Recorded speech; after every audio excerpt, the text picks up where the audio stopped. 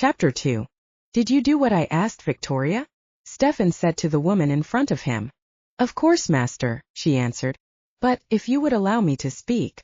About what? Stefan's voice grew angry. Do you have a problem with what I'm doing? Of course not, master. The witch shook her head. I'm just thinking perhaps. We are moving too fast. The mages aren't getting the proper training and they're getting sloppy. And the humans we've been taking to amass our armies. Why, they're not trained, many of them were half-starved when we picked them up off the street. You dare question my tactics, Victoria? The master mage asked. He raised his hand, and a ball of blue fire began to form. No, of course not. She bowed her head and cowered back. I know our defeat. And the loss of Daric. Do not say that traitor's name out loud. Stefan raged. He is dead to me.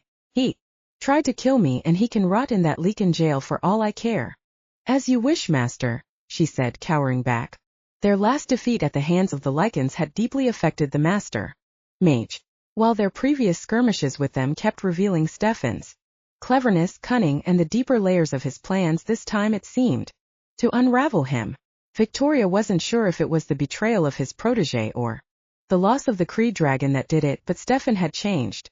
Instead of careful plans, he was getting careless, and Victoria was at a loss. She hated the Lycans as much as Stefan did, but it was as if her master was taking a last stand, the last battle to be fought to end the war, and she wasn't sure if they were on the winning side.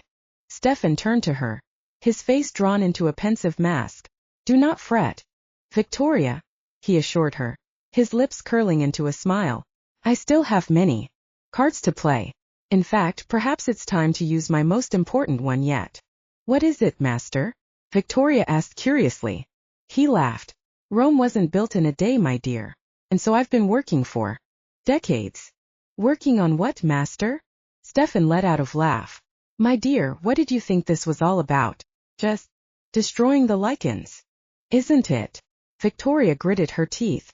Those filthy creatures should be wiped off the face of the earth. Ah, your hatred does fuel your well, my dear, Stefan commented. But no. What? You don't want to get rid of them? But why? Shush, my dear, have you no faith in me?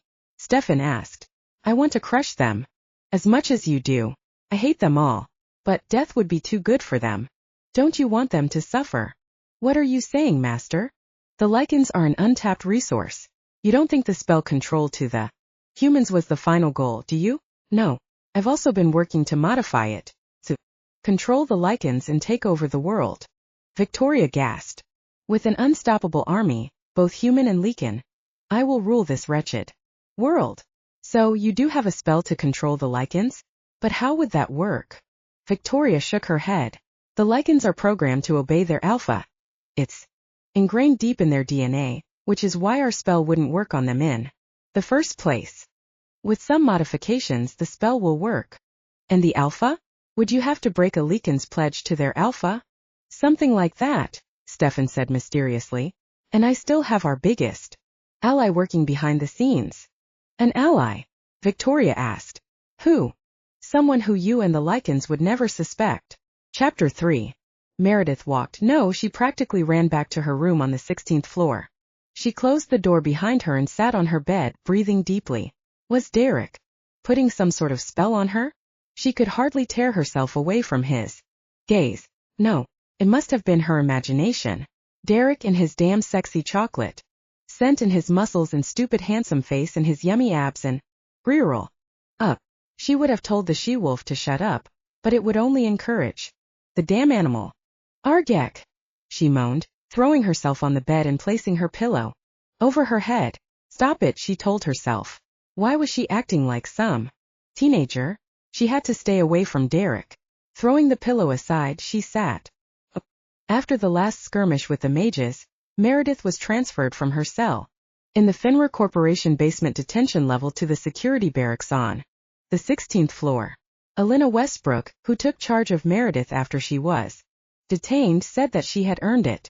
Meredith had at that point risked her life several times for the New York Lycans. The room in the Fenrir security training facilities was Spartan, but it was certainly an improvement from her cell. At least here she had a window, along with a great view of the Manhattan skyline. She started to put her own touches in the room to make it homey. Meredith also joined the new batch of recruits for the New York clan's Lycan security force. She supposed she had to do something with her time. And most of the people in the security team weren't bad, but they were definitely in the hazing the new girls stage. Or at least she hoped it was, and it wasn't. Just because she kicked some of their asses the first time she encountered them. A knock on the door interrupted her thoughts. "Come in," she called. The door creaked open and Grant walked in. "Hey, what's up?" she asked. "You know, most Lycans here would call me Alpha or Primal," he said wryly. "Well, you're not my Alpha, are you?" Meredith retorted. "I suppose you're right," Grant smirked. "May I?" he asked, motioning to the chair in the corner of the room. "Go right ahead," she shrugged. Grant took the chair and moved it closer to the bed. He looked up and squinted at the large poster hanging over Meredith's head. Wow, that is. It was a picture of a unicorn in screaming shades of purple and pink on a lime green background. Fabulous, Meredith supplied. "I was going to say headache-inducing," Grant said, shaking his head. "So, to what do I owe this visit? I don't think you're here to comment on my interior design skills." "Right." Grant cleared his throat. "I have a job for you." "A job?" Meredith asked. "You know, you can just tell me what to do, right? You don't have to make it sound like I have a choice." "But you do," Grant said. "This is entirely voluntary, but it could be beneficial to you." Meredith was intrigued. "All right, you have my attention. What is it?" "Daric has agreed to help us find Stefan and stop him. I need you to keep a close eye on him." "Nah, no way." She just resolved to stay away from Daric, and now Grant wanted her to spend more time with him? "I can see you're not crazy about the idea," Grant said. "So why don't you think about the next part of my deal? I'll shorten your sentence to 5 years if you do it." "What?" Meredith shot up to her feet. 5 years was a lot. That meant she'd be out of here soon or soonish, and sunbathing on a beach in Bora Bora in no time. It was certainly better than a decade. All she had to do was babysit the warlock. "What's the catch?" "It wouldn't be any different from guarding Dr. Cross," Grant said. "Then why not offer it to any other of your security guys?" Meredith countered. "Is it because I'm dispensable? You know, he'll try to escape the first chance he gets and get rid of anything that stands in his way." "Not at all," Grant replied. "In fact, the reason I want you to do this is that I don't think he'd hurt you." Meredith remained quiet. What did Grant mean? "Is there something wrong, Meredith? Why don't you want to be assigned to Daric? Did I walk in on something this morning?" "What?" the blonde Lycan gasped. It wasn't, I was just being nice. Because I know what it's like to be locked up for weeks without any company." "Then is it because you don't think you can guard Daric?" Grant challenged. "No," Meredith protested. "Fine. I mean, yes, I can babysit the warlock." "Good," Grant stood up. "Because he's moving into the room next to yours." Before Meredith could protest, Grant stood up and left the room. "Oh, fuck me," she moaned and fell back. Chapter 4. The following morning, Meredith received orders from the Alpha that she was to escort Daric from the 16th floor barracks to Jade's lab on the 33rd floor. She was finishing her morning workout, practicing her martial arts floor exercises by herself when one of the assistants from the executive floor handed her an envelope. Inside were instructions including a schedule for Daric, which basically just consisted of 3 hours a day working with Jade and then back to the barracks. Seeing as she only had about an hour to go before she had to pick up the warlock from his room, Meredith headed to her room, took a shower, and got dressed for the day. Her current clothing options were quite limited, seeing as she didn't exactly earn a salary. She put on a pair of dark jeans, a pink t-shirt, and sneakers, then pulled her long blonde hair back into a ponytail. After checking her reflection in the mirror and swiping some lip gloss on, which she told herself was not to impress anyone, she walked over to the room next to hers and knocked on the door. "Yo, warlock, time to get up," she said, wrapping her fingers on the wood. "I don't have all day, you know." The door slid open. "I've been ready for the past hour," Daric retorted. Meredith stood still, her eyes roaming over Daric. The warlock was dressed casually in a pair of blue jeans, boots, and a tight dark green t-shirt with the Fenrir logo that stretched across his expansive chest and showed off his muscular arms. His long blonde hair was freshly washed and pulled back in a messy man bun. There was already a light stubble on his face, and she suddenly found herself wondering how it would feel against her inner thighs. "Well, are we going or not?" Daric asked, his blue-green eyes peering down at her, a haughty look on his face. Scratch that last thought. Now she wanted to wipe the floor with that handsome, arrogant mug. "Right," Meredith muttered. "Follow me." She turned around, not even bothering to check if he was following, because where else would he go? They took the elevator up to the 33rd floor. Meredith's handprint and retina scans were already programmed in, and they entered Jade's lab with no problem. The clean and modern laboratory was large and looked like any scientific research facility. Meredith had no idea what most of the equipment in there was for, but she knew they were probably expensive. In the middle of the room was a staircase that led to an upper level which housed Jade's office and inner lab. As they entered, Daric looked around in wonder. "So this is where you Lycan study magic?" "Yeah. Sorry, no cauldrons or pointy hats here," she quipped. "And where is Dr. Cross?" A loud crash from the inner office interrupted Meredith before she could answer. Daric tensed visibly, his brows knitting. Then a faint feminine moan resonated from the inner lab, followed by the rhythmic banging of furniture against the wall. "God damn it, Jade." Meredith slapped her hand on her forehead.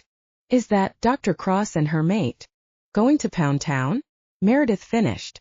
"That's rather crude," Daric said pointedly. "Just be glad you don't have enhanced hearing," she groaned, sticking her fingers in her ears. She was happy that Jade and Sebastian were true mates, and all but Jesus, someone needed to take a hose to them. She sighed.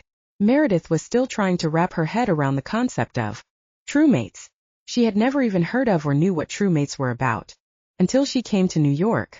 Lara and Jade had explained it when the witch had found her own true mate in the San Francisco Alpha. Lycan couples had trouble conceiving, and the couples who do have children hardly have more than one. Lycans who marry non-Lycans also don't conceive. Shifter kids, only fully human ones. The one exception was true mate pairings. It was some type of Lycan magic/biological mojo that made two people so compatible that they immediately conceived a shifter baby the first time they had sex.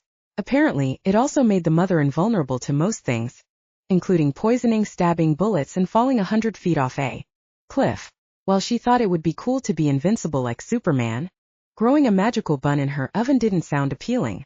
No, family wasn't in her future. She was too fucked up to even think about being a mom. They stood there awkwardly for a few more minutes until the sounds finally stopped. Another minute later, and the door to the office opened. "And you better not forget it," came Sebastian Creed's low growl. "Oh, you bet I won't forget it," Jade huffed, smoothing down her skirt. Her hair was in disarray and her lipstick smeared. "I can't believe that you would, Meredith." The Lycan scientist's light green eyes widened in surprise when they landed on the other Lycan. "What are you, Daric?" Her face went entirely red and she turned to the man behind her. "You said there was no one outside." The handsome man beside her frowned and glared at the intruders. "There wasn't anyone here when I came in, darlin'," Sebastian said. "How the fuck did you two get in here?" "Sorry to rain on your sex parade," Meredith said dryly. "You guys need to put a soccer tie on the door or something when you're banging in there." "We won't be doing anything in there anymore," Jade said as she stomped down the stairs. "Fine, we'll just bang in my office next time," Sebastian muttered as he followed her. He gave her ass a soft slap, which made the tiny scientist yelp. Meredith rolled her eyes. "Oh please, tone it down in front of the guest. Lovebirds." As soon as they reached the main lab floor, Sebastian stood protectively in front of Jade and stretched to his full height, crossing his arms over his chest. "What the hell are you doing here?" "I'm here to assist Dr. Cross," Daric replied, his face remaining calm. Though not as wide as Sebastian, Daric was easily an inch or two taller than the dragon shifter. "Jade." Sebastian turned to his mate. "Is this true?" Yeah, Grant told me this morning," Jade replied nonchalantly. "Daric's knowledge and assistance could help us defeat the mages." "But he's one of them," Sebastian bellowed. "Why the fuck didn't Grant tell me this?" "Calm down, baby daddy," Meredith said, which earned her an "I'm gonna set you on fire" look from Sebastian. "First of all, this is my work," Jade retorted. "And he probably didn't say anything because you'd overreact. Just like you're doing now. I am not a mage, Daric interrupted. I am still whole. I have not used blood. Magic and therefore am still a warlock, albeit a powerless one thanks to your mate, he said, waving his arm and showing off the bracelet. In exchange for some freedom and other concessions from the Alpha, I've agreed to help Dr. Cross learn more about magic and how we can stop Stefan. Oh yeah? You can bet I'll be talking to Grant about this. Sebastian's eyes turned gold, the beast inside him simmering at the surface. Sebastian, please, Jade soothed, rubbing a hand over his arm. It'll be okay.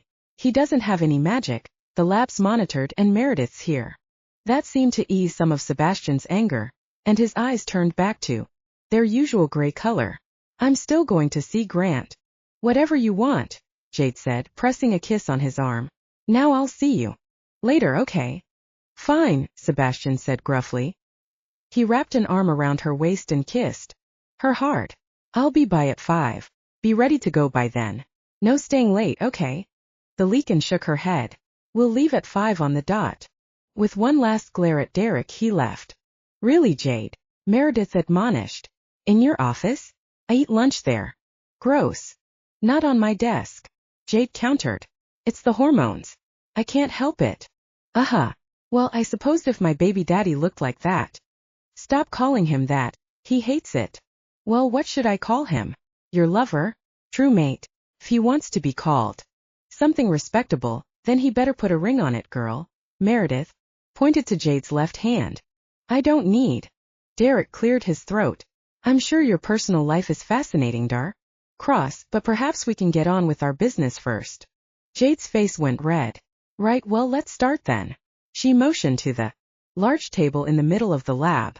Please have a seat. The warlock nodded and parked himself on one of the chairs by the table, while Jade sat across from him. I'll be in my corner, Meredith said, walking over to her usual chair. She was bored one day and found some pink glitter and markers and wrote Princess Chair on one of the office chairs that was lying around the lab. She sat down and started perusing the stack of new gossip magazines on the table, though she tried to concentrate on the dirty divorce details of some Hollywood celebrity couple. She couldn't help but tune her ears to Jade and Daric's conversation. And now that we have time, tell me more about your powers, Jade said. Transmogrification, or the power to change matter. How does it work? Can you change anything into anything else? What are the limits? You can also transport yourself and others, right? How dash? Too many questions, dear doctor, Daric interrupted.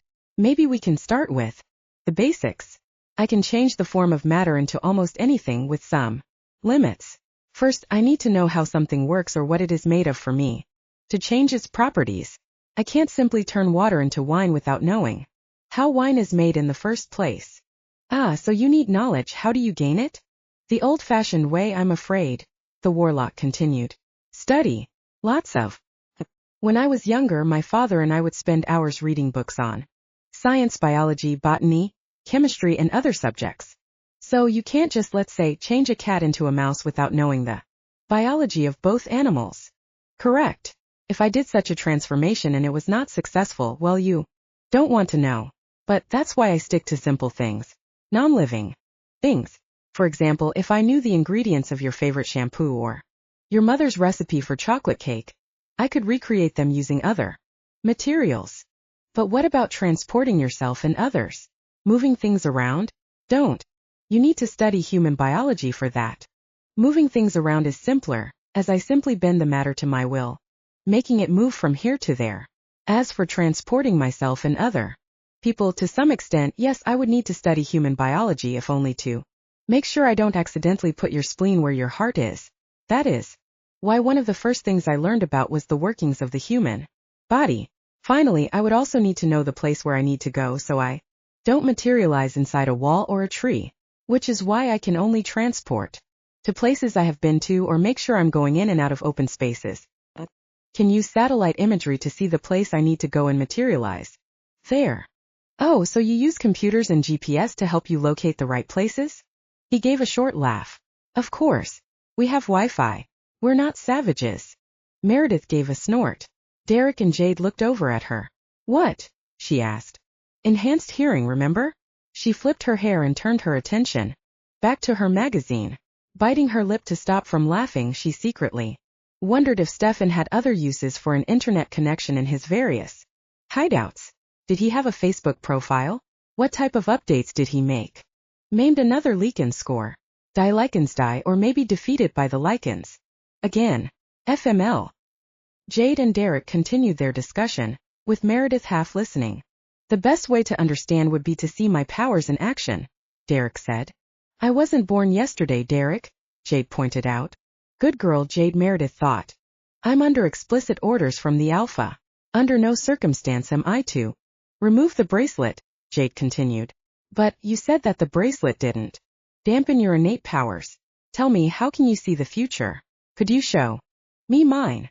Ah, curious little doctor, Daric said in a low voice. Some people think knowing the future is a gift, but those who can see it know it is a curse. Are you sure you want to know what lies ahead for the daughter of the dragon? There was a pause. I didn't think so. Is it bad? Jade asked hesitatingly. I can tell you that it's not bad. I've seen a great destiny for her, one that no one should alter, even if it saves her from hardship and heartache. The Lycan let out a sigh of relief. Is the future set? No, it is not, Daric replied. Everything I see is merely one possible future, one that could change based on what happens now. However, I mostly see a person's past and share visions with my mother, and to some extent Stefan. But can Stefan see you now? Can he know what we're planning? I've been blocking him out. I couldn't before, not when he had my mother. The only time I tried to block him out, well, it didn't go well for me. Or for her. Meredith's hands tightened into a fist, her fingernails leaving half-moon marks on her palms. God, Stefan was such a fucking dick. And what do you think Stefan is planning to do now? Jade asked. He'll be amassing his army of human slaves, Daric said. He will find a way to strike back. You said there was a counterspell to stop him from controlling humans. Could we find a way to discover it? I suppose with time we could. But killing Stefan would be the simplest way. If we can get through his human slave army in the first place, Jade pointed out. If he gathers a lot of people, then there might not even be enough Lycans in the world to stop him. Yes, was all Daric said. Jade's keen eyes narrowed. Could he possibly control the Lycans too? It would be difficult, Daric said. It's already difficult to control humans, but to control both a human and an animal at the same time? It would be challenging. But not impossible. Technically, no. But wolves are pack animals. You need to have a semblance of order and alpha to follow. Not only would the spell have to control both the human and animal side, but fight the alpha bond. Jade said thoughtfully. I've never thought of it that way. But it makes sense. When we pledge to our alpha and clan once we come of age, there's this natural tendency to follow the alpha's orders, as well as protect the clan. They continued their conversation about magic, with Jade asking questions and Daric answering them as best he could. Meredith continued to half listen, but if she was being honest, she couldn't help but keep them in the corner of her. Or rather, a certain handsome warlock. She wasn't even looking at him and yet couldn't pull her attention away. The low timbre of his voice sent heat pooling in her middle, and it was distracting. Get it together, Meredith, she thought, giving herself a pep talk. Yummy. Oh, not you again. Come on. Just one taste. Don't you want to know if he tastes as good as he smells? Leave me alone, bitch. Meredith cried, jumping up from her chair. Mare, are you okay? Jade asked, concern marring her face. Daric, on the other hand, frowned. Can you not control what comes out of your mouth, woman? What? How dare you? Meredith felt the anger rising inside her. I have a name. Maybe you can use it sometime. All right, Jade said, standing up. I think we're good for today. I have to log in what we've learned and do some more research. She walked towards the other Lycan. What's wrong, Meredith? Are you feeling all right? Yeah, I'm fine, she muttered, giving Daric a dirty look. It's going to be long a life. He's roomed next to me too, you know. Jade gave her a sympathetic look. I'm sorry. Look, at least we get to spend more time with each other. And I'm glad you're not in the basement anymore. Yeah, bright side, right? Meredith smiled. Ah, you do miss me. She hugged Jade, wrapping her arms around the other Lycan. Of course, Jade choked, pulling away. Who else would keep me on my toes? Well, when you get a chance and Lara comes back from San Francisco, let's go. Hang out in my room. I've made some improvements since I moved in. Jade laughed. I'm sure it'll be interesting. Meredith threw another sour look at Daric. Well, I should get our guest back to his quarters. Plus I got training after lunch. Frostle. Have my ass if I'm late again. I'll see you tomorrow morning, Jade said. Let's go, Warlock, Meredith called. And you shout at me for not using your name? Daric countered. Oh, just move your ass, I don't have patience for this right now. The two of them left the lab and went into the elevator. Meredith pressed her palm on the sensor and then mashed the button to the 16th floor repeatedly, willing it to go faster. Is that helping at all? Daric asked sarcastically. Perhaps hitting it with a club might make it come quicker. Oh yeah, why don't you wave your hand and get us out of here? Meredith retorted. Oh wait, you can't. Daric's back stiffened, his face turning hard and expressionless. Why the Alpha thought you were competent enough to watch over me. I'll never know. A monkey could stand watch over you, Warlock. Oh, so he did make the right decision. Meredith gritted her teeth, and as soon as the doors opened to their floor, she stomped out. You already know the way to your room, but I can write you directions if you need them, and make sure I use simple words. I'll find my own way. Besides, I would not want you to use up all your crayons. Anger and rage boiled in her, but she tamped it down. Drop dead, Warlock. She hissed and stomped away from him. Meredith groaned as her body hit the padded mat. She stared up at the ceiling of the Fenrir security team training facility, slightly dazed and the wind knocked out of her. What's wrong, Lone Wolf? Luke Carter said, grinning at Meredith. Not feeling well today? Is it that time of the month? There was a chorus of guffaws behind her, but Meredith ignored them and stood. I can wipe the floor clean with you any time of the month, Carter. She spat. God damn it, how could she have fallen for that one? She wasn't paying attention, that's why. Pull your head out of your ass and concentrate. Stop thinking about the Warlock. Less talking. Nick Frost, Fenrir's head of security and beta to the New York clan, barked. Frost was tough but fair. He didn't give her or Faith Greer, the only other woman on the trainee squad, any special treatment, but didn't coddle them either. They were all equals, and they equally got an ass reaming when they didn't perform well. Meredith crouched low into her fighting stance, moving into a position that was pure instinct at this point. Her body was an instrument, one that was honed and trained at an early age. By the time she was 15, she could easily overpower men, Lycans included, over 100 pounds heavier than her. Training in 3 different martial arts, physical conditioning, and just plain old hard work, not to mention getting her ass kicked, made her efficient and effective at taking down her enemies. Being part of the New York clan security trainee team was a privilege she didn't earn, but her skills made her a natural fit. The people on the squad weren't exactly friendly to her, and they all hazed her since she was the new girl, but Carter especially seemed to have had a chip on his shoulder. It was probably because she knocked him flat on his ass on the first day she was there. He'd been trying to get under her skin since then. Find his weak spot, a familiar voice inside her head told her. Use it against him. Carter was over 6 feet tall and had more than 70 pounds on her. His upper body was pure muscle, but like an upside-down pyramid, he was clumsy on his feet. Sure, he had the reach advantage, and if he ever hit her with his meaty fists, she'd probably get the wind knocked out of her. But Meredith was quick, well-trained, and smart. The other Lycan had immediately underestimated her the first time they had trained. Of course, it looked like he had been learning a few tricks of his own. After all, to make it this far, one had to be smart and strong. The New York clan only employed the best and the brightest to be part of their Lycan security team, the elite guards that protected the Alpha and the clan. Grant and Nick chose trainees based on skill and not connections, and if a trainee survived the year-long probation period, they could become a member of the team and move up in the clan hierarchy. Are you two just going to stand there? Nick said impatiently. Hoping to impress the beta, Carter lunged forward. Big mistake. Meredith was ready, reading his body language in half a second. She twisted around and let him think he'd caught her, but kept her arms up. In one smooth motion she broke free of his grasp, then bent down to sweep him off his feet. He landed on the mat with a heavy thud. Meredith gave him a sweet smile. What's wrong, Carter? Is it that time of the month?"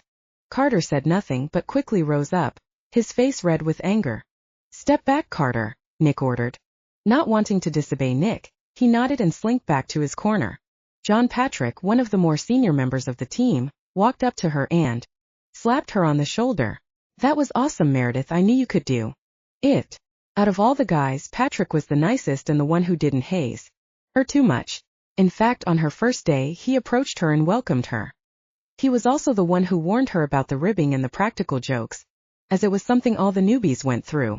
"Nice form," Tate Miller said, flashing her a bright smile and gave her a pat on the back. "Yeah, I know you appreciate my form," she said dryly. Tate Miller was 6 feet 2 inches of all-American hotness. Blonde and blue-eyed, he could have any girl's panties melting, including her own. At least he did when she first saw him. He did fill out that white shirt nicely with his tanned and muscled arms and broad chest. She'd flirted with him a few times but stopped the other day when he took it too seriously. After an evening workout, Tate cornered her outside the female locker room, where he pushed her against the wall and tried to kiss her, but she turned away. God, she was so tempted, but he worked at Fenrir. She couldn't. It was awkward between them at first, but he quickly apologized for his behavior, and things more or less went back to the way they were, heavy flirting but no follow-through. "It is a nice form," Miller said and winked at her. Meredith looked over at Carter triumphantly, but when she opened her mouth to deliver an insult, Nick gave her a warning look. "I need less talking from you," the beta said. "I couldn't agree more," came a voice from behind. Nick's ice-blue eyes suddenly turned frosty. "What are you doing here, Warlock?" The hate from the Lycan was evident, and the air in the room grew thick with tension. "The Alpha said I might enjoy communal living," Daric answered. He was dressed in the same t-shirt, but he had changed into loose black pants. "And so I thought I might join the rest of the occupants of this floor and exercise." "I told the Alpha that this was a mistake," Nick said. "But he wouldn't listen. Seems to think you could be of some use to us. I think you'd only be useful locked up in your cell, preferably for the rest of your life. It's an unconventional arrangement, but even you'd agree it was an offer I couldn't refuse." Daric walked closer onto the mats. "I was thinking it's been far too long since I've had some exercise." All the Lycans in the room turned to the Warlock, their distaste and hate visible. "You want to train with us?" Nick asked. "Not that I would ever allow it, but what can you do? You have no powers, Warlock." "I know how to fight, Lycan," Daric said. "I've had other training aside from magical. Perhaps one of your pups could pose a challenge." His head snapped towards Meredith's direction, but he wasn't looking at her. His eyes were trained on Patrick and Miller. The two men tensed beside her. "If the Warlock wants a challenge," Tate began as he cracked his knuckles, "I'm sure I'd be up for it." "No one is challenging anyone today," Nick began. "Warlock, you are to stay in the common rooms only. The training area is for members of the Lycan security team and trainees only." "As you wish," Daric said, giving him a small nod. "I should perhaps have my escort to make sure I stay in the correct areas." Meredith gritted her teeth, but Nick turned to her and motioned to Daric. "Meredith, show the Warlock which places he's allowed in the security barracks. The common room, gym, kitchens, and dining only." Yeah, Meredith muttered. As she passed Daric, she cocked her head. "Let's go, Warlock." "Whatever you say," Daric replied, following her out. The training area took up the entire floor beneath the living quarters.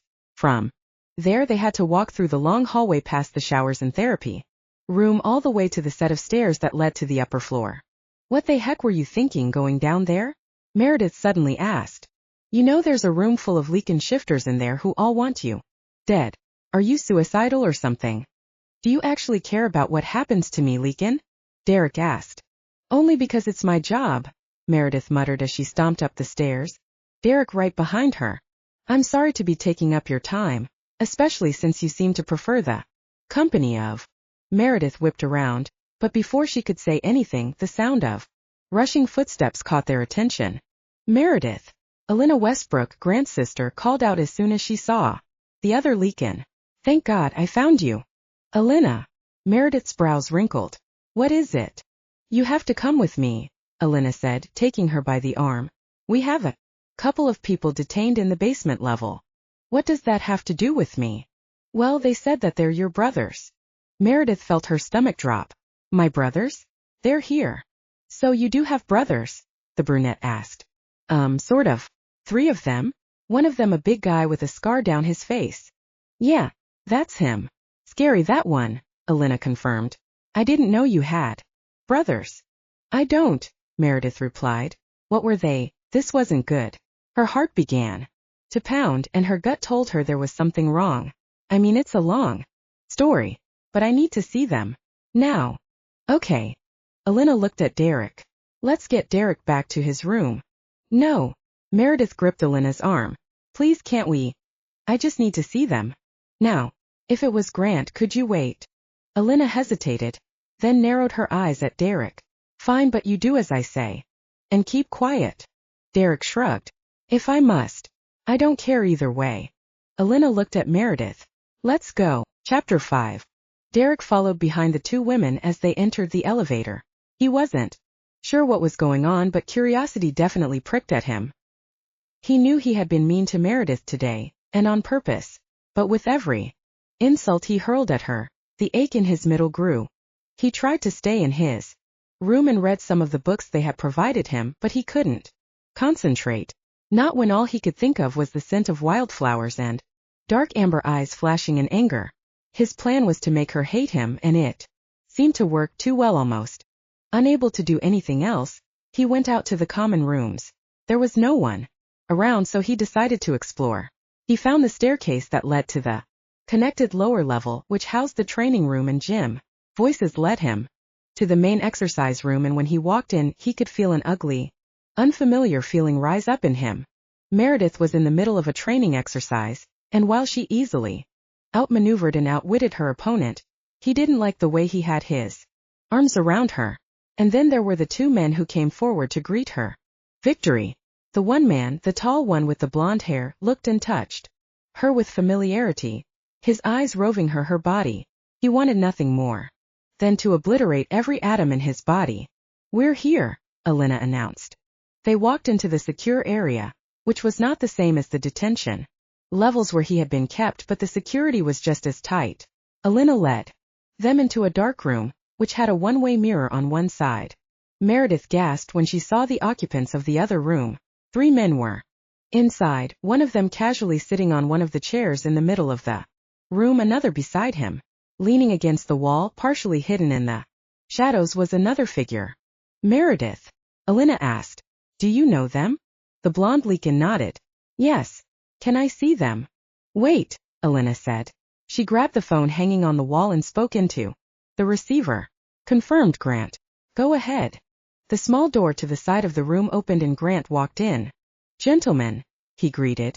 Grant's stride was confident, his air that of an alpha. He stopped in front of the table, looking down at the 2 men. Expectantly. Alpha, the dark-haired one greeted. He stood up and tugged at the sleeve of his shirt, revealing a wolf's head tattoo on his forearm. My name is Killian. The one beside him grabbed the neck of his shirt and pulled it aside. Alpha. He acknowledged. A similar tattoo was on the right side of his chest. Grant looked at the 3rd man in the shadows, who didn't move an inch. Believe me, he has one too. He still needs to show it to me, Grant answered. With a sigh, Killian turned to the 3rd guy. Connor. Do it. The man moved into the light. He was tall, probably as tall as Daric, but had reddish blonde hair and a beard. Tattoos ran down both arms and curled out from the neck of his shirt. He would have been handsome were it not for the long scar that ran down his right eye and cheek, which made him look dangerous. He continued to walk towards Grant, lifting the side of his shirt to show off the tattoo on his rib cage. Well, lone wolves, Grant began. What are you doing in my territory? And why would you cause a ruckus in the lobby of a public place and risk exposing our secret? We know you have her, Killian said. Meredith. Our sister. Sister? She never said she had brothers, Grant replied. If you were her brothers, then you would still have a clan. We're not her biological brothers, Killian explained. But we grew up together. Lone wolves banding together? You know that's not allowed, Grant said with a frown. There's a reason you were designated as such. Behind the one-way mirror, Meredith was wringing her hands, her face drawn into a deep frown. What happened? What did they do? Meredith asked Elena. The other Lycan sighed. The three of them came into the lobby of the building this morning and demanded to see the Alpha of New York and their sister. In front of all the humans? Meredith asked. Elena nodded. Yes. That's why we had to detain them. Idiots. Meredith muttered. I told them not to come after me. Hold on, Elena frowned. You told them how? Meredith shrugged.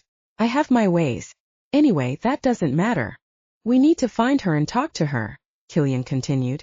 Your sister was caught breaking into our offices. Do you know what kind of punishment that holds? She was lucky she only got 10 years of servitude to the clan, Grant explained. And you have my thanks, Alpha, for not sending her to the Lycan Siberian detention facility, Killian replied. But we need to see her now. Why should I let you see her? Especially after you risked exposing our secret. Because we are desperate, Alpha, Killian explained. I ask for your leniency. One more time. Let us deliver the news to Meredith. What news? That our father is dead. The air in the observation room grew so heavy even Daric could feel it. He turned to Meredith, who remained still. Not a word or reaction, not even a flicker of emotion in her eyes. In fact, they remained cold and emotionless. He longed to reach out to her, touch her, and make sure she was all right. Meredith? Elena asked in a small voice. Mare, I'm so sore. Take me to them now, Meredith said in an eerily calm voice. I need to see them. I can't. Elena, Daric spoke. She should be in there with her brothers. Elena's eyes darted from Daric to Meredith, and then she let out a sigh. Grant will kill me, but fine. She looked at Daric. You stay in here. Phew. Move an inch, I'm gonna eat you for dinner, you hear? He nodded. Let's go. Daric watched them go, Meredith's retreating back as stiff as a board. He thought of his own father, and how he watched him die at the hands of Stefan. He knew the feeling, the cold numbness and denial, and the grief afterwards. His chest tightened, and the need to comfort her grew. No, he couldn't do this. He needed to harden his emotions if he was going to succeed in killing Stefan, and he definitely needed to stay away from Meredith. Killian! Meredith cried as she burst through the door to the room. What the hell? Grant exclaimed. Elena, I told you not to bring her here. Grant, come on. Elena admonished. She just found out she lost her dad. The three men gathered around Meredith, who stood quietly in front of them. Is it true? Meredith asked, her eyes searching their faces. The blonde one, Quinn, nodded. Yes, it is. Archie's gone. Her breath hitched. How when I? She sank down on the chair, her face draining of color. When did you find out? A few days ago, Killian said. I mean, the NYPD called us in Portland. We went and identified him today. What happened? Elena asked. Did they tell you anything? Killian shook his head. They don't know yet. They just said they found him in an alleyway. Said it looked like he had jumped from a building. No, Meredith protested. He wouldn't. We'll find out more tomorrow, Quinn supplied. We're going to see the detectives at the police station to get more info. I don't understand, Meredith said, taking a deep breath. He can't, it's not true. She stood up quickly, nearly knocking the chair over. It was him, Mare, Killian said, taking her hands in his. I'm sorry. It was Archie. Can someone please explain what's going on? Grant said. Who is Archie? Was he your father? Archibald Leacham, or Archie to us. He wasn't our biological father, but he was the closest thing any of us had to one, Killian began. He found us all. We all lost our clans and families, or he looked at Connor. Worse, and he took us in. He knew you were Lycans? Elena asked. Quinn nodded. Yes. He was married to a Lycan, but she died a few years after they got married. He's properly registered with the Portland clan. He was able to gather you all together? He found you. Killian gave a nostalgic smile. Kind of. Or we found him. We were all underage when he found us. We lived in his house outside Portland, and as soon as we all turned 18, made us register as lone wolves so that we wouldn't have any problems if we traveled to other territories. He took in 4 strays? Grant asked. Just like that. Archie was also a master thief, Quinn explained. Taught us everything we know. Wait, you're all? I mean like Meredith? Elena asked. Quinn laughed. Kind of. The three of us. He motioned to the two other men. We all have our specialties. Killian can pick any lock, break into any safe, and escape from any situation you can think of. And Quinn's our master hacker, Killian finished. Archie sent him to Stanford and Caltech. And you? Elena asked Connor. The man huffed and said nothing. Connor has a very particular set of skills, Killian said with a mysterious smile. But he taught us all how to fight and defend ourselves. So Meredith, Elena said, you kind of do all the things they do? She nodded. A little bit of everything. How did you get in with these guys? Grant asked. Meredith took a deep breath. Archie took her in, Killian finished. We had all been under Archie's guardianship for a few years. Meredith was the youngest and last one he adopted. Our baby sister, Quinn joked. Ugh, I hate it when you say that. Meredith pouted. I'm not a baby. Alpha, Killian continued. I'm sorry for causing trouble. We're not here to break out Meredith. Yeah, that's what she gets for getting caught, Quinn said, which earned him a slap on the head from Meredith. Ow, Mare. Stop it. Shut up, keyboard warrior. Killian rolled his eyes, apparently used to the banter of the two. As I said, we just wanted to let her know the news. Meredith sank back into her chair. Archie, it's just not him. He wouldn't do that. Killian frowned. We know. We think we found a connection with the mages. Grant suddenly stood from his chair. How do you know about the mages? Calm down, Alpha, Killian said nonchalantly. Just because the council's trying to keep a lid on the whole mage thing doesn't mean news can't get out. If anything, we know you've been trying to rally the clans together to stop the mages. What did you find out? Meredith asked. Well, we're not sure yet, Killian said. But Archie came to New York to meet with someone. We found his datebook and there was a flight number and address, a time, and then next to it he wrote mages. From that point it only took a little bit of digging, Quinn continued. But how could he get mixed up in all of this? Meredith asked, a confused look on her face. The three men looked at each other and grew quiet. What?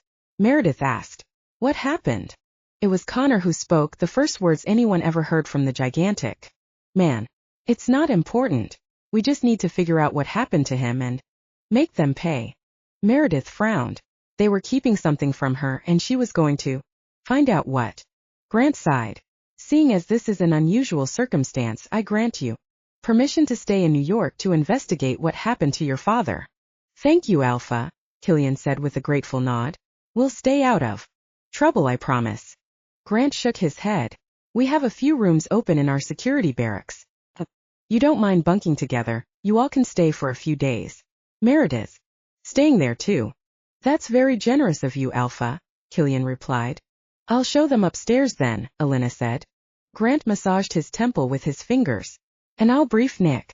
He's not going to be happy about this. Chapter 6. As Elena led the men down the hallway of the 16th floor barracks, Meredith muttered to herself and walked straight to her room, the door closing behind her with a soft thud. Archie. Her she-wolf let out a pained howl. Of course her animal was mourning the loss too. After all, it was Archie who encouraged her to talk to her she-wolf and nurture it. You need to make friends with her, Meredith, he would always say. She's strong. She didn't break, but you can't let her break you. Despite what happened when she was a child, the she-wolf stayed whole. Meredith, too, grew stronger under Archie's care. Plus she had a warm bed, food, and people she could consider family, not one by blood but by choice. Guilt and pain stabbed through her. She and Archie did not part ways on good terms. When she left 8 months ago, she had been so angry at Archie. God, the last thing she said to him. A sob escaped from her mouth and finally, the tears she'd been keeping inside began to flow. She sat on the bed gazing at the wall, the sadness gripping. Her heart was making it difficult to breathe. Suddenly, the door opened and she quickly wiped the tears from her eyes. What the fuck are you doing here? Don't you know how to knock, or did the mages forget to teach you manners? Daric strode in, his face an unreadable mask. You didn't come back to escort me to my room. Yeah, well, I'm done for the day. She stood up and walked over to him. And I'm done with you. Get the fuck out. When he didn't move, she slapped her hands on his chest and gave him a shove, but he remained rooted to the spot. Don't you know what get the fuck out means? She began to beat at his chest, pounding as hard as she could, despite the fact that he didn't even flinch. Anger and rage filled her, bubbling to the surface, forcing more hot tears down her cheeks. When she slowed down, Daric wrapped his hands around her wrists. Feel better? He asked. Meredith choked and a deep guttural sound tore from her chest. She tried to pull away from him, but he only drew her closer, pulling her to his chest. The warmth of his skin emanated through the thin t-shirt, and she inhaled his delicious cocoa scent. She sobbed against him, and he put his arms around her in a tight embrace, not caring one bit who he was and the things that happened between them that morning. She slipped her arms around his waist, trying to get as close to him as possible. His presence, his scent, and his hands soothing her back was comforting, and he let her cry for a few more minutes. Finally she pulled away, letting out a hiccup as she frowned. I ruined your shirt with my snot, she sniffed. He stared down at the wet patch on his chest. It's only a shirt. Now he looked down at her with his intense blue-green eyes. How are you feeling? Reluctantly, she pulled away and took a deep breath. God, what just happened? One moment she hated Daric, and then the next he was hugging her like he was her best friend, or a lover giving comfort. A little better, she said before walking back to her bed and sitting down. She had to put as much distance between her and the warlock as possible. I too have lost my father, he said. He wasn't my father, she replied quickly. Well, perhaps he's the closest thing you have had to a father figure, Daric pointed out. I'm sure his loss is comparable to that of losing your biological father. She shrugged. I wouldn't know. I don't remember my real father. Did he abandon you? He asked, his voice edgy. No, he died when I was young, Meredith confessed. I was born in North Carolina to the Charleston clan, she said. My dad died when I was 4 and my mother raised me. When she died 5 years later, there was no one in the clan who wanted to take me in, so they sent me to my dad's closest relatives in Alabama, his human cousin and his wife. Was that Archie? She shook her head. No, Jed and Marie Simmons were fully human. They were also human pieces of shit. I ran away when I was 11. They probably never reported me missing because they wanted to keep the money the Charleston Alpha was giving them to take care of me. Bitter memories flooded her brain, threatening to overwhelm her. Pushing them deep down inside, she continued. I made my way across the country and Archie had found me roaming the streets of Portland a year later. How did you manage to get there? She ignored his question and continued with her story. I was hungry. I saw Archie and stole his wallet. Actually, she let out a small laugh. He let me steal his wallet, and then he found me, then took me in. He had already formed his little pack and I was the newest addition. So, he found abandoned Lycans like you and took care of them? Yeah, I guess. I mean, he did teach us to be criminals, she pointed out. I'm not sure that qualifies as fatherly advice. He taught you his trade, Daric said. Perhaps the only thing of himself he could give you, since you were not blood related. Why the hell am I talking to you about this anyway? She stood up and faced him. Don't you dare tell anyone about this, warlock. My lips are sealed, he said, giving her a slight smile that made him seem even more handsome. Her eyes were immediately drawn to the strong line of his lips, and Meredith felt a flash of attraction and heat.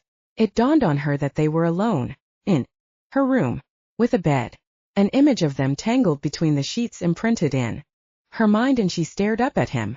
The intense look in his eyes made her wonder if he was thinking of the same thing. The room suddenly was too small, and the air became heavy with his scent and something she didn't want to say out loud. He moved closer slowly like a curious cat. His hand moved to her face, touching her cheek carefully like he was handling delicate glass. The sound of the door opening made him immediately drop his hand, and his face slipped back into his usual cold, haughty look. Meredith, I wanted Daric? Elena asked. What are you doing here? I thought Grant told you to go back to your room and stay there. I thought this was my room, he explained, quickly walking towards the door. I'm still getting to know the layout of the floor. My apologies.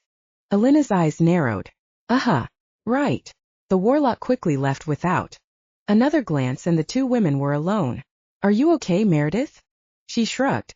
Yeah, I'm fine. You know, if you need to talk. I said I'm fine, she insisted. Are Killian and the others settled in? Yeah, they're a couple doors down, Elena said. I need to find out what happened to Archie, Meredith said. Don't worry. Grant has given you permission to help your brothers investigate Archie's death as long as you don't try to escape and you continue with your current assignment. What? Meredith asked. He did? But why? Meredith, you may not have pledged to the clan, but you're one of us now. Elena explained. You've helped us so many times, risking your own life in the process. And this is what clans do. Protect our own. She shook her head. Did Grant really trust her? What did he want in return? I do hope you'd consider joining the New York clan. What? Her head snapped up. Elena's statement suddenly came out of left field and left Meredith stunned. Join the clan? No, she was a lone wolf. Was a mark she would wear for life. Clan life wasn't for her. Besides, it wasn't any form of freedom. If she pledged to New York, yes, her 10 years of servitude would be forgiven, but that meant she had to do whatever Grant told her to do. It would be exchanging a decade of servitude for a lifetime of being under the clan's thumb. Think about it, okay? Elena said. Now tomorrow you'll be heading to the police station downtown to talk to the detectives working on the case. I'm not sure all of you will fit in a town car, so maybe you can just take one of the Escalades. Meredith frowned. I know my brothers are big, but we can all probably fit in a cab or something. It wouldn't be the first time she'd be squished in the backseat of a car with Quinn and Connor. Elena laughed. With Connor and Daric in tow, I'm not sure any cabbie'll be willing to take you anywhere, and I really can't see that warlock taking the subway, though I'd pay good money to see that. Daric? Meredith asked. Can't you get someone else to guard him for a bit? Just until I wrap things up.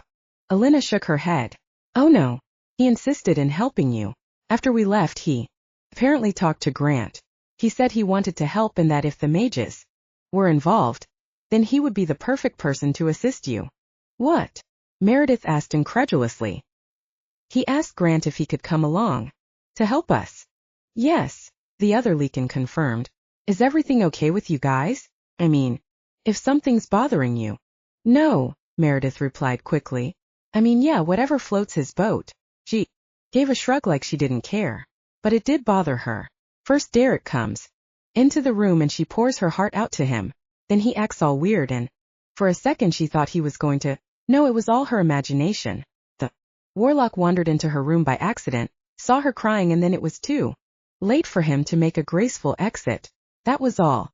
All right then, good night, Meredith, Elena said before leaving her room.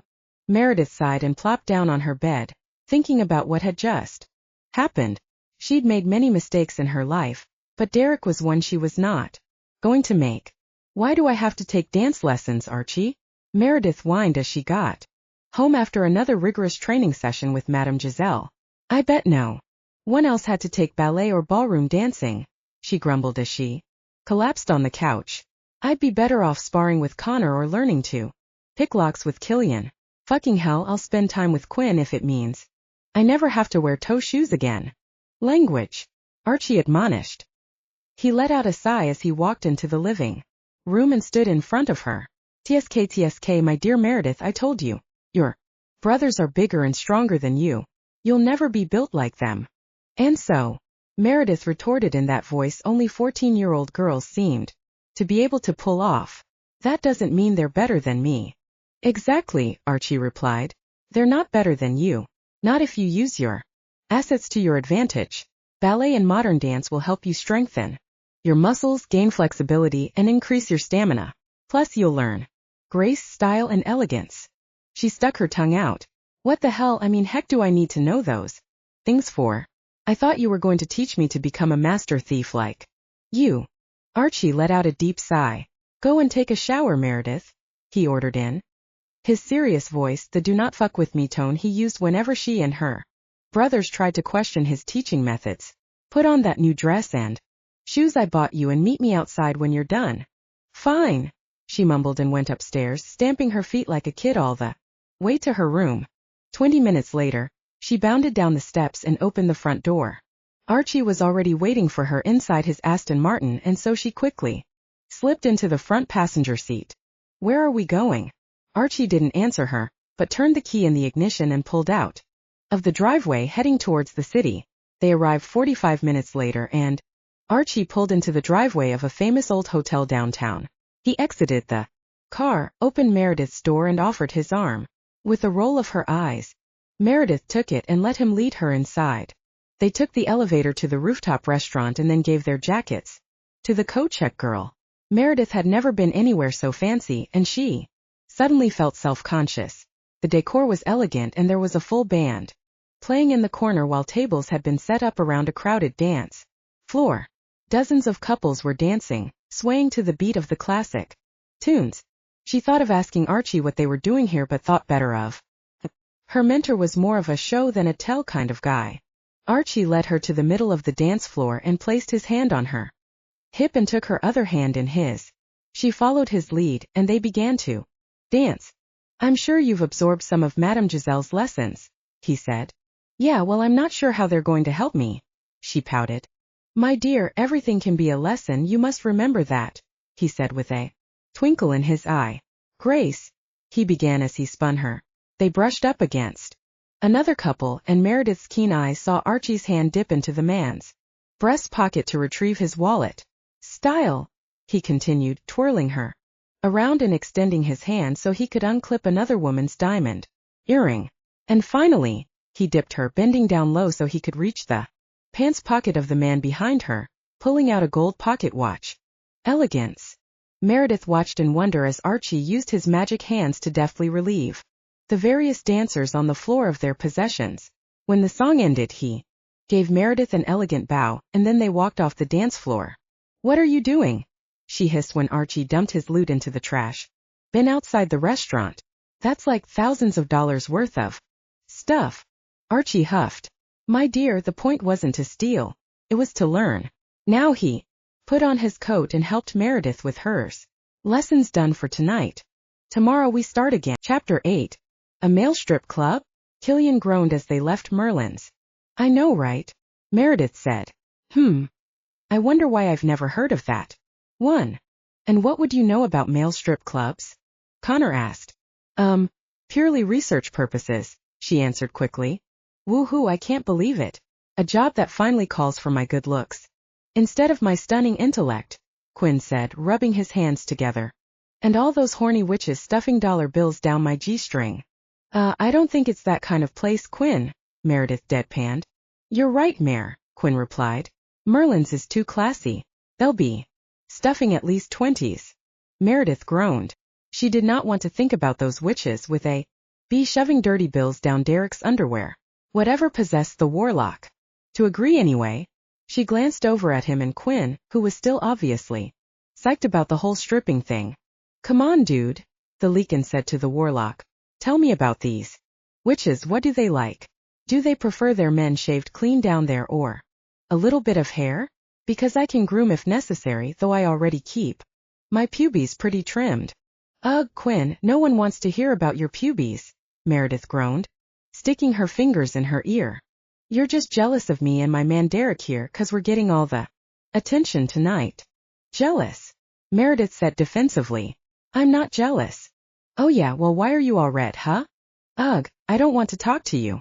The ride back to Fenrir took longer than it seemed, at least to Daric. As he sat in the back seat of the vehicle, he could feel the anger rolling off from Meredith, and it seemed to be directed at him. Confusing woman. He offered to remove his clothes in front of an audience so that she could find her father's killer. Why was she not more grateful?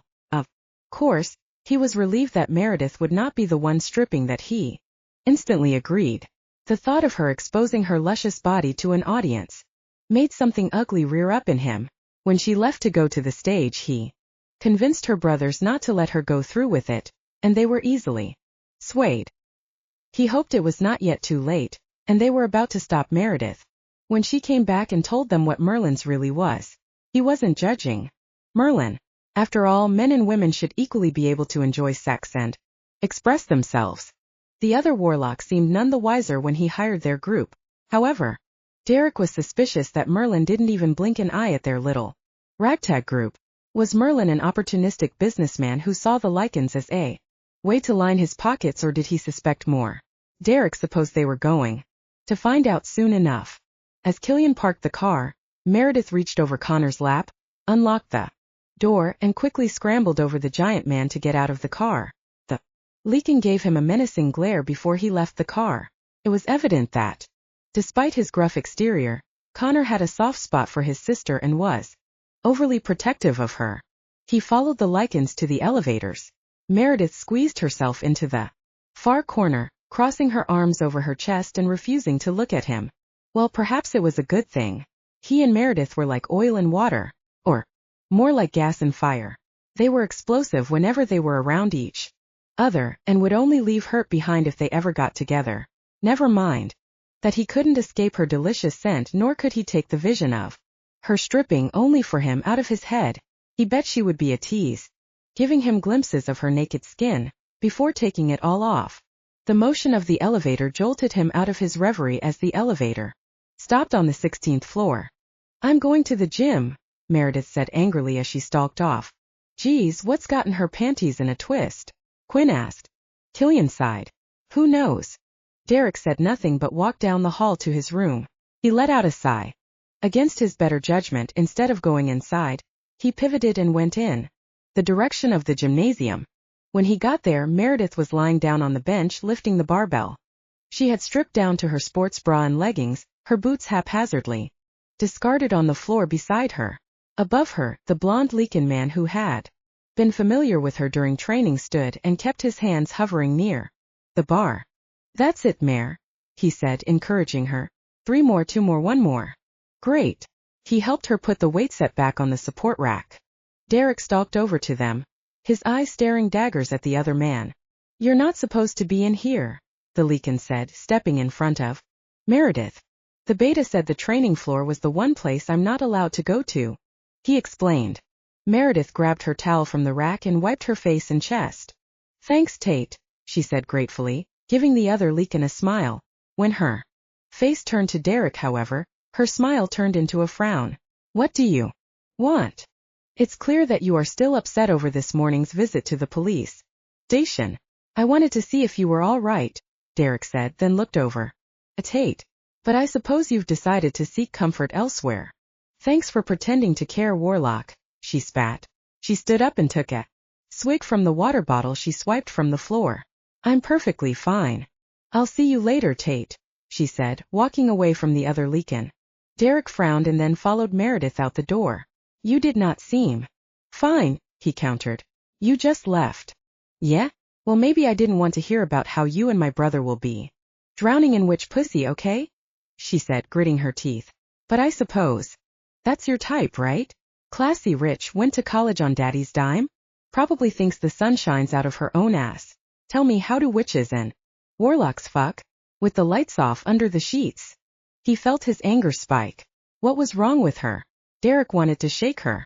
And you prefer vulgar alpha males who stare at your breasts instead of appreciating your beautiful face and undress you with their gaze. He countered. Maybe you were truly disappointed you didn't get the chance to strip down in front of a room full of men. How dare you?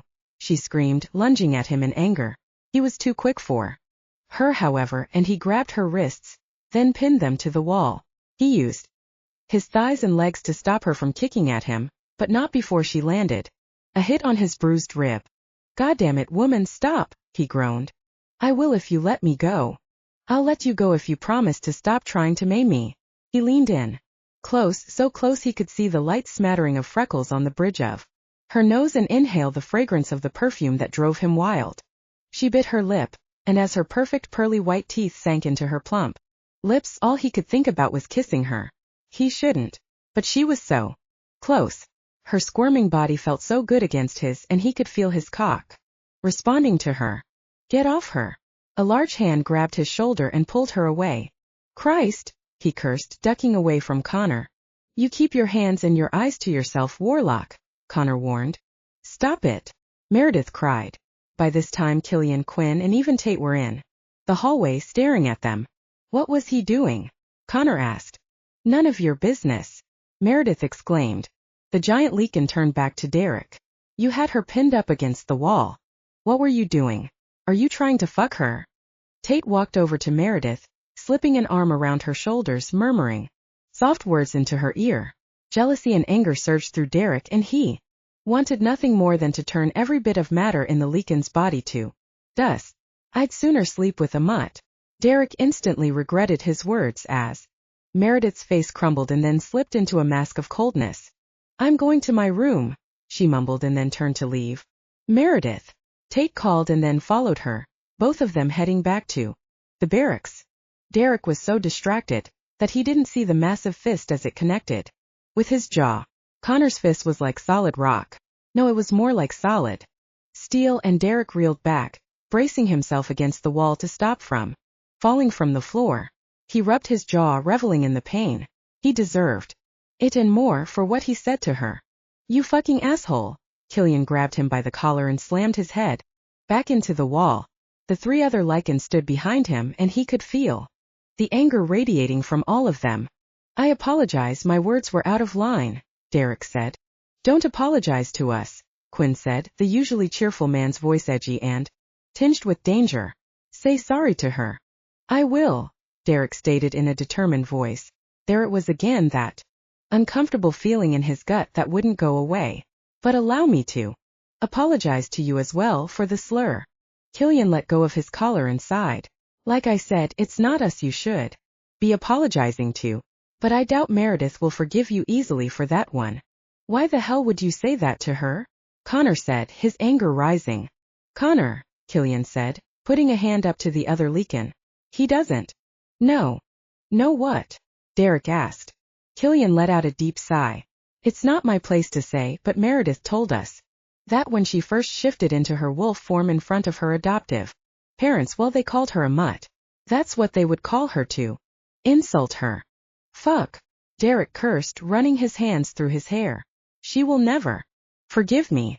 Just try, Killian encouraged. And bring her lots of chocolate. And maybe some Disney princess movies.